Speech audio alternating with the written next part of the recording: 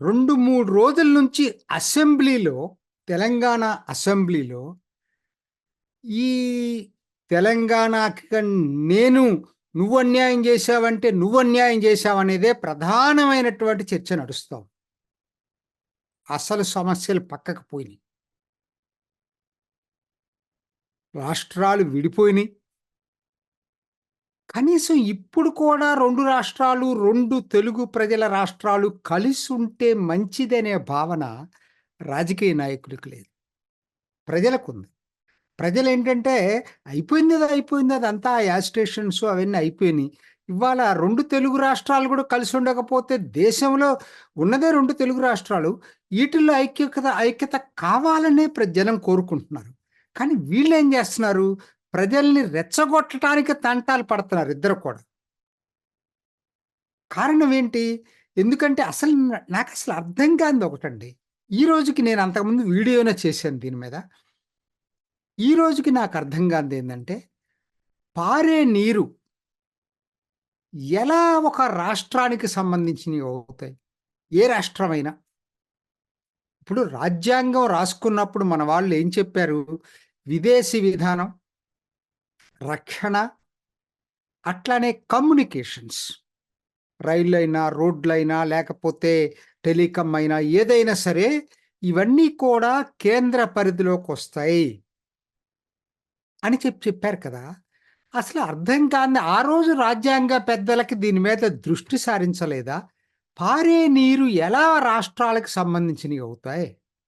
దాన్ని కూడా కేంద్రమే గనక టేకప్ చేసినట్టయితే, దానికి కావాలంటే ఒక స్వతంత్ర సంస్థ, న్యాయ వ్యవస్థని అట్టుపెట్టుకున్నా మనకు అభ్యంతరం లేదు. కానీ ఇలా రోజువారీ కొట్లాట్లు రాష్ట్రాల మధ్య ఉండటం అనేది ఏ విధంగా సబబు? అసలు వాళ్ళకే హక్కుంది. నా పాయింట్ అది. నేను బేసిక్ పాయింట్ ఇది.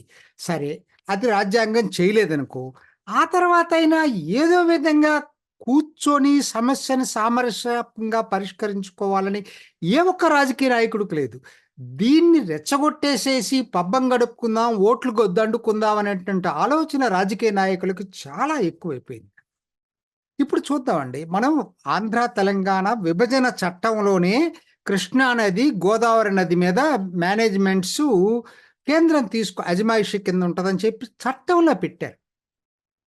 ఆ రోజేంటి విడిపోవాలనే దీంట్లో ఉంది కానీ తెలంగాణ ఇది ఆలోచించలేదు. అసలు ఎవరు దీని గురించి పెద్దగా ఆలోచించలేదు. ఇప్పుడు కారణం ఏంటి ఇదంతా కూడా? మీకు నీళ్లున్నాయనుకోండి పెద్ద సమస్య రాదు. గోదావరి లాంటి నది మీద నీళ్లు ఎక్కువ మిగిలిపోయినప్పుడు నేచురల్‌గా ఎన్ని ప్రాజెక్టులు కట్టించుకున్నా ఎక్కడ గొడవ లేదు. కృష్ణా అనేది నీటి లభ్యత ఎప్పుడైతే తక్కువుందో, ప్రతి రాష్ట్రం ఈ వాటా నాది, ఈ వాటా నాది అని చెప్పి అన్ని రాష్ట్రాలు దీని మీద గొడవ చేసుకుంటా ఎళ్ళిపోతున్నాయి. మరి చివరగా ఉన్న తమిళనాడు పరిస్థితి ఏంటో నాకు తెలీదు. చివరికి ఏమైపోద్దనేది. సో, కాబట్టి ఏంటిది అసలు దీన్ని పరిష్కరించుకునే దిశ నాకైతే కనపట్లేదు. రెచ్చగొట్టుకోవటం కనపడుతుంది. విభజన చట్టంలో ఉన్నప్పుడు కూర్చొని పరిష్కరించుకోవాలి. మేనేజ్‌మెంట్ కేంద్రానికి ఇవ్వటం మాకిష్టం లేదు అనేది ఎవరంటున్నారు? ఎందుకంటున్నారు? అనేది ఆలోచించుకోవాలి మనం. ఎందుకనంటే దీంట్లో ఎక్కడో ఏదో లోపం ఉంది. కృష్ణా నది మీద అనుమతి లేకుండా, నీటి లభ్యత లేకుండానే ఎక్కువ ప్రాజెక్టులు కట్టారా అనే అనుమానం వస్తుంది. నేనిక్కడ ఒక రాష్ట్రాన్ని సమర్థించట్లేదు, ఒక రాష్ట్రాన్ని వ్యతిరేకించట్లేదు. దయచేసి ఒక నేరోగా ఆలోచించొద్దు. సమస్య ఉన్న నీళ్ళు అవి ఎవరికేదైనా కూడా. కాపోతే దేశం మొత్తం దాన్ని ఎలా డిస్ట్రిబ్యూట్ చేసుకోవాలో చూడాల. నా పాయింటల్లో ఒకటేనండి. ఉన్న నీటిని పెంచుకోలేం. వేరే చోట మిగులు నీళ్ళు ఉన్నాయి కాబట్టి, ఆ గోదావరి నీటిని కృష్ణా నదిలోకి మళ్లించి ఎంత త్వరగా వీలైతే అంత త్వరగా 2 రాష్ట్రాలు కూడా సస్యశ్యామలంగా ఉండటానికి ప్రయత్నం చేసుకోవాలి. అంతకు మించి దీంట్లో నేను లెక్కల జోలిలోకి వెళ్ళట్లేదు, అంశాల జోలిలోకి వెళ్ళట్లేదు. ఎందుకనంటే అదో పెద్ద సబ్జెక్టు. దాని మీద ఎవరికి తోచిన పద్ధతుల్లో వాళ్ళు మాట్లాడతారు. కానీ గమ్మత్తేందంటే అసెంబ్లీలో ఇంత చర్చ జరుగుతున్నా ఒక్క రాజకీయ పార్టీ కూడా ఇది కరెక్ట్ కాదు. ఆంధ్ర, తెలంగాణ ముఖ్యమంత్రులు కూర్చొని సెటిల్ చేసుకోండి. మీ ఇద్దరికీ సెటిల్ కానప్పుడు కేంద్రానికి అప్పచెప్పండి. కేంద్రం లేదనుకుంటే ఇంకొక మధ్యవర్తి ఎవరినన్నా పెట్టుకోండి. ఇలా మాట్లాడేవాళ్ళు లేరండి ఎవరు కూడా. తే- తెలంగాణకి నాకన్నా గొప్ప రక్షకులు లేడని ఒకరంటే, ఇంకొకరేమో నాకన్నా గొప్ప రక్షకులు లేడని. ఆంధ్రాలో కూడా అదే జరిగింది అసెంబ్లీ పెడితే. సో కాబట్టి రాజకీయ నాయకులు ఏంటంటే వాళ్ళ ఓట్ల రాజకీయాల కోసం అని చెప్పి ఇంకా ఇంకా తెలుగు రాష్ట్రాల మధ్య చిచ్చు పెట్టాలని ప్రయత్నం చేయటం అయితే కరెక్ట్ కాదు. ఎంత త్వరగా దీన్ని వాళ్ళు తగ్గించుకుంటే అంత మంచిదనేది నాకైతే అనిపిస్తా ఉంది. రెండో పాయింట్ అసలు నాకు ఎందుకంటే ఒక్కటి ఆలోచించండి.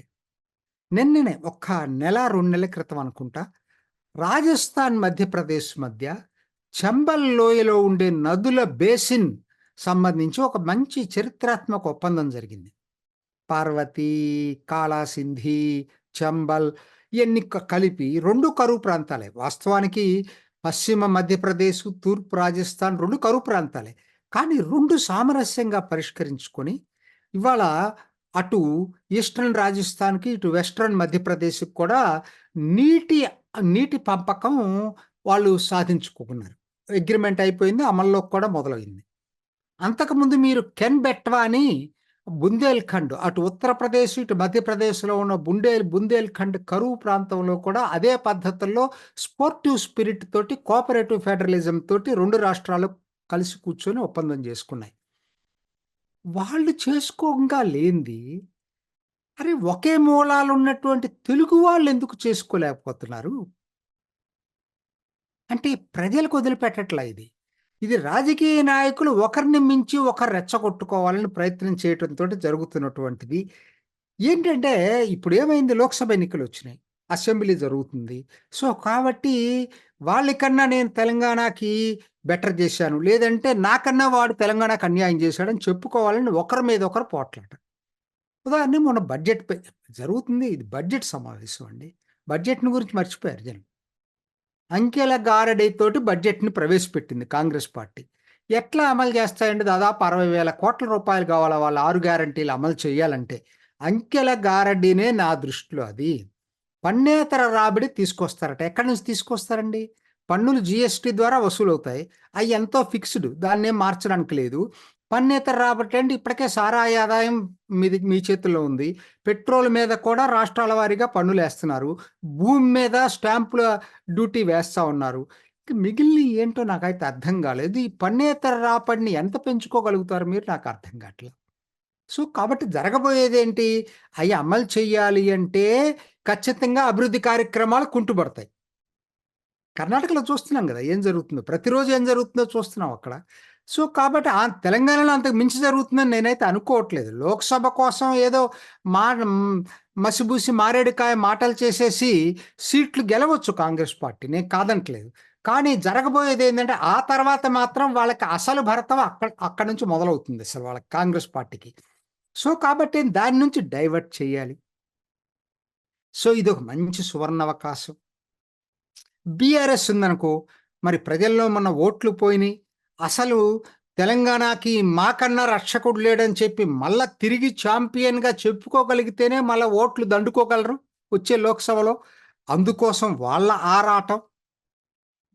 ఈళ్ళిద్దరి ఆరాటాలు, పోరాటాలుగా మారుతున్నాయి. వాస్తవం ఏందంటే ఇద్దరికీ ఎవరికీ దీని మీద వాళ్ళకి తెలుసు. అందరికి ఏం జరుగుతుందన్నది వాళ్ళకి తెలుసనమాట. ఏంటంటే చివరికి కాంగ్రెస్ పార్టీ ఇప్పుడు దీంట్లో ఇప్పుడు స్లోగన్స్ ఏంది? కర్ణాటక ఎగ్జాక్ట్‌గా రిపీట్ అవుతుందండి. ఎన్నికల ఫలితం ఎట్ట రిపీట్ అవుతుందో ఇప్పుడు కూడా రిపీట్ అవుతుంది. ఇప్పుడేంటి? ఆంధ్ర వర్సెస్ తెలంగాణ స్లోగన్ తీసుకొస్తున్నారు. 2 పార్టీలు. బీఆర్ఎస్ వర్సెస్ కాంగ్రెస్ పార్టీ తీసుకొస్తుంది. కేసీఆర్ అవినీతి స్లోగన్ ఎక్స్‌ట్రాగా కాంగ్రెస్ పార్టీ. అరెస్ట్ చేయండి ఏదైనా ఉంటే తేడా ఎవరు కాదన్నారు? దాని మీద దర్యాప్తు చేసి అరెస్ట్ చేయండి. పాలన మీద దృష్టి పెట్టట్లా. ప్రజల మీద ప్రజలకి ఎట్లా ఆకర్షించాలనే దాని మీద దృష్టి ఎక్కువ పెడుతున్నారు. మూడో పాయింట్ ఏంది? మళ్ళా మొదలైంది. మెల్లిగా సన్నాయి నొక్కులు. కేంద్రం మనకి ఇవ్వాల్సిన డబ్బులు ఇవ్వట్లేదు. కర్ణాటక ఇవాళ అదే కదా క్యాంపెయిన్ చేస్తుంది. తెలంగాణ కూడా దాన్ని జత కలుపుతుంది ఆ గొంతు. సో, కాబట్టి వీళ్ళు అల్టిమేట్‌గా ఏందంటే ఇవన్నీ డైవర్షనరీ టాక్టిక్స్. ఎన్నికల్లో గెలవలేరు కాబట్టి ఈ పద్ధతుల్లో ఇయన్నీ చెప్పేసేసి అసలు సమస్యల నుంచి పక్కదారి పట్టిస్తున్నారు. బడ్జెట్‌కి మీరు పెట్టిన పద్ధతుల్లో ఖర్చు పెట్టాలి అంటే, మీరు చెప్పిన గ్యారంటీలన్నీ ఖర్చు పెట్టాలంటే, అసలు ఎట్లా ఖర్చు పెడతారు? ఎక్కడి నుంచి తెస్తారు డబ్బులు? దాని మీద చర్చ జరగట్లేదండి. మీరు పెట్టినటువంటి బడ్జెట్ అంకెల గారడి ఎలా ఏ విధంగా కరెక్ట్ కాదనే దాని మీద చర్చ లేదు. అది అవసరం సక్సెస్ఫుల్గా దాన్ని డైవర్ట్ చేయగలుగుతున్నారు. సక్సెస్ఫుల్గా ఇద్దరు కలిసి డైవర్ట్ చేస్తున్నారు. అటు బీఆర్ఎస్ ఇటు కాంగ్రెస్ కలిపి డైవర్ట్ చేస్తున్నారు. ఇప్పటికైనా నేను కోరుకునేది ఏంటంటే వదిలిపెట్టండి ఇవన్నీ కూడా. తెలుగు వాళ్ళని కలిపే పని చేయండి, కొట్టుకునే పని చేయొద్దు. సంక్షేమం అభివృద్ధిపై దృష్టి సారించండి. తెలుగు వాళ్ళ మధ్య చిచ్చు పెట్టకండి. కూర్చొని సామరస్యంగా పరిష్కరించుకోండి. ప్రజలు కోరుకుంటుంది ఇది. అంతేగాని రెచ్చగొట్టే ప్రకటనలతోటి తిరిగి ప్రజలకు దగ్గర కావాలని ఏ పార్టీ ప్రయత్నం చేసినా ప్రజలు అమాయకులు కారని మాత్రం గుర్తుపెట్టుకోండి. చూసారు కదండి. మరి ఈ వీడియో కనుక మీకు నచ్చినట్లయితే ఒక లైక్ కొట్టేసి మీ అభిప్రాయాన్ని కూడా కామెంట్ బాక్స్లో తెలియజేస్తూ ఇలాంటి ఇంట్రెస్టింగ్ అప్డేట్స్ కోసం మా ఛానల్ని సబ్స్క్రైబ్ చేసుకోండి.